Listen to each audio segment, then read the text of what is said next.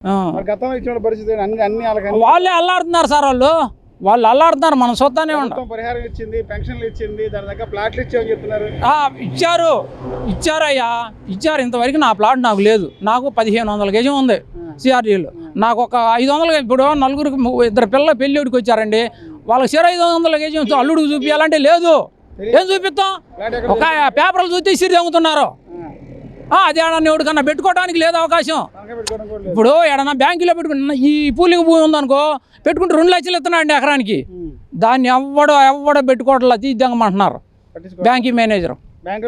అస్సలు లేదండి, అది దేనికి పనికిరావయ్యా అంటున్నారు. మేమేం చేసామండి? లేదు సార్, అది తప్పు. అది ఆయన అడగకూడదు, అడుగుతున్నాడు కాబట్టి నేను చెబుతున్నాం. ఇయ్యమో ఇంకొద్దు, చాలు, దాన్ని చేయమనండి. దాన్ని చేసి ఏదన్నా అవకాశం ఉంటే 4 ఏళ్ళు ఉండాక రమ్మనండి, అప్పుడు చూద్దాం. అమ్మో మేము భూమి ఇచ్చేమి ఆడతాం. పిల్లలు ఏంది, పిల్లలు చదివించుకున్నాము, అది ఉంటాను, బీటెక్ చదివించుకున్నాం 2 పిల్లల్ని, ఆడపిల్లల్ని. అది ఉంటానా? ఆ భూమి ఉంటానా? ఇవాళ ఆయనకు అప్పచెప్పి మేము పెళ్ళిళ్ళు చేయలేము. ఇంకా వాళ్ళకేమే, వాళ్ళు బ్రహ్మాండంగా బతుకుతారు. వాళ్ళు కాదు, మేము అల్లాడిపోతాం, అల్లాడి ఆకులు మేస్తాం.